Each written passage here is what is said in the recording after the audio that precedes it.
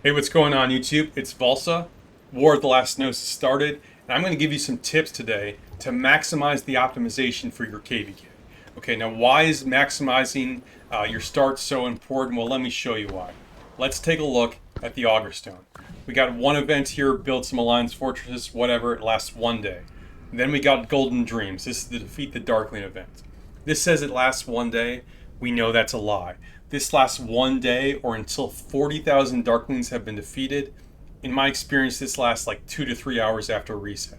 So we got one day and a little bit of change.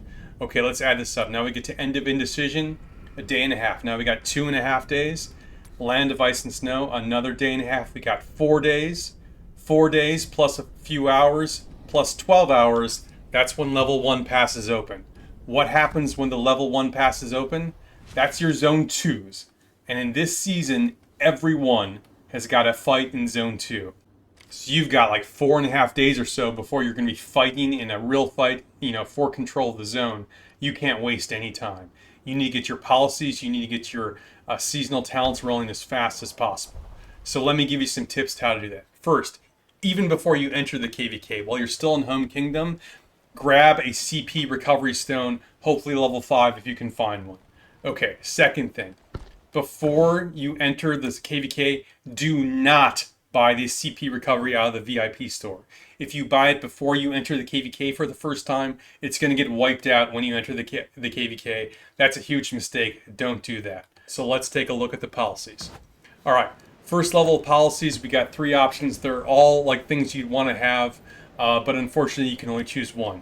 Chain of Command gives you CP recovery. Spread the Word gives you extra prestige. Wellspring of Vigor gives you that stamina bonus for your heroes when they're fighting that KVK in less than 5 days. Okay, I think you got 2 options here. The first is what I've done, just go Wellspring of Vigor and get it up as high as you can before the zone 2 starts. I think that's a valid option. Obviously, that's what I did. The second thing you can do is you can max out Spread the Word, grab as much prestige as you can over those 4 or 5 days, reset, get all that prestige back, now dump it into Wellspring of Vigor, and then go down as far as the trees the prestige will take. All right. The downside to that, you're going to have to gem a lot of policies because you're going to lose that 4 or 5 days of building it out. So that is an option. Even for me, I don't think it's worth the gems. Okay. As we go down the policy ladder, let's take a look at this. Just Cause, you have to get this to level 3 to proceed, whatever, increases your proficiency points. That's the special currency this season. All these first choices are pretty standard, right? This is your military expansion level 1, some basic healing, some resource healing cost, right? Administrative excellence, this is your first additional warrant. That's great. I love that. It costs 200k prestige. It's going to be a little bit before I can afford that. All right. On the bottom here, we have a new policy, Resource Windfall. This basically gives you a prestige dump. So it costs 300k to unlock, and then you can dump 100k prestige into it, and for 6 hours you get additional resources when you gather, right? If you're an account that fights at all, do not take this. This is a trap. Stay away. This will be the last policy I researched this season. Okay, the next level, we got some additional efficiency to the maximum number of action points, and then the recovery of action points. Good things, nothing special, all right? Then we got Apothecary Upgrade versus Healthcare Reforms. I like Healthcare Reforms for my main account and Apothecary Upgrades for my alt account, right? This Healthcare Reforms gives me elixir production speed so I can recover faster. Apothecary Upgrade allows you to sort of backload all that elixir and then spend it all in one burst. So my account that I fight all the time, I need constant recovery. The account I only fight when my first account is exhausted, I like Apothecary Upgrade. On the bottom, we sort of have the equivalent for resource healing. For this, I do resource heal on my main account, but not only essentially when it's the big fight, Dragon Zone, or things are getting really dire, do I do a lot of resource healing. So I like Stockpile Days over Medical Progress for all my accounts, right? Because I don't resource heal consistently. I only resource heal for the big fights. So I recommend Medical Administration here for everyone. Okay. Next level, pretty standard, Buried Bones, right? Same thing as always. Then we got Bane for Blood. All right, this thing decreases the prestige cost. Sorry, this decreases the CP cost for Rallying Dark Force. Once again, this costs prestige to unlock and then prestige to like activate it. This is another trap. I mean, if you got like a T4 account that still needs to farm treaties for your rally beacon or whatever, okay, maybe. But for most accounts, skip this until you have nothing else to invest in. Okay, then we've got the counter infantry, counter cav. What do you want? Well, last season cav was really strong, and until I see new infantry, I think cav's still going to be really strong. So I'm taking counter cav. On the bottom here, this was a good choice last season because we had long range warfare. This season we ain't got no long range warfare, so I think mages are going to dominate the battlefields. So I'm taking counter magic. Okay, the next level, pretty standard military expansion, make way. I hate make way, but it's still here. And then more warrants. These are great, but it'll take you a while to get here and nothing fancy. Then we get to the healthcare policies. This is an important choice, right? So benevolence, this is for your low power, maybe your alt account. Gives you some additional daily production, but like a real fighting account, your main account, you're probably not taking benevolence. For your free-to-play, low-spender type account, reprieve's decent, pretty good. Gives you a little bit of additional production, but what it's really good for is capacity. So like if you don't play that often, maybe your alt account, you can go to sleep and not worry about capping out on healing. So, you know, my alt account will probably take reprieve. My main account 100% is taking diligence. It's got that resource healing reduction. That's great. But the main thing here is we got that stamina bonus plus 50%. So your strong accounts, you got to take diligence. Okay, next level, same thing, like the beacon. This is, you know, better rallies, better garrisons, no big deal here. Then we get to medical supplies versus healthcare reforms.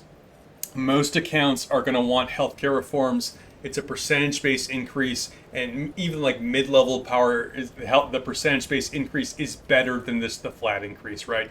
If you get medical supplies, it increases it by a very flat amount, whereas this is based on how many troops you have. But you can see here, level 1 of this would only give me 5,000 additional elixir a day. This gives me like a little, like 28,500. This is much better for even your mid-power accounts. Right, same thing on the bottom, except for it's for resource healing instead of free elixir. Same thing. Most people are going to want medical seminars too.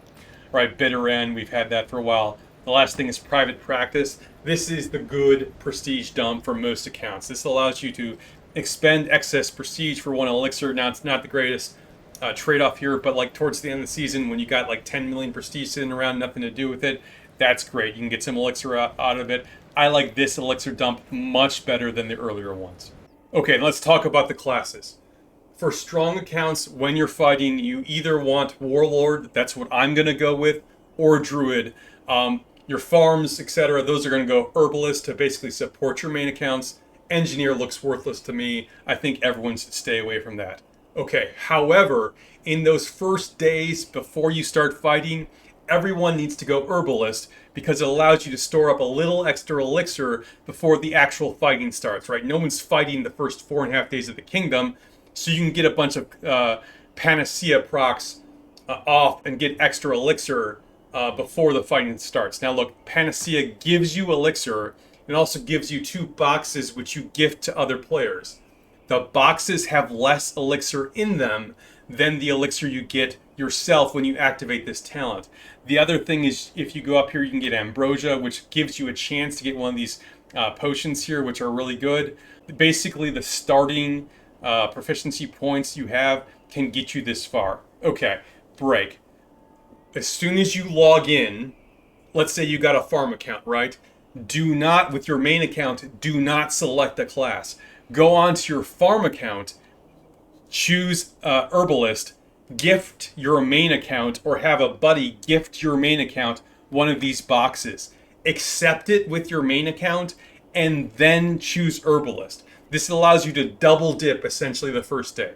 Now you can switch these classes fairly frequently. It's every 72 hours. And so before you start fighting in Zone 2, you're going to want to either go Druid, and Druid's sort of like your mid-power accounts want to go Druid, or your higher power accounts want to go Warlord, depending on how your KVK shakes out. If you have an extended period where you're not fighting, like for example, after Zone 2 ends, you go into Zone 3, you basically got a week in Zone 3 before Zone 3 becomes subject to invasion, or you can invade other people's Zone 3s. Maybe you do that Herbalist trick again at that point, or maybe you're still fighting in Zone 2 and you have to stay Warlord or Druid or whatever, right? So it's going to depend, but early on, everyone should go Herbalist to start, for a few days to bank up some elixir, maybe a couple potions, and then switch to the combat class right before the KVK happens. All right, so I'm looking forward to this. I love how quickly we ramp up here. And until next time, you stay classy, Belleron.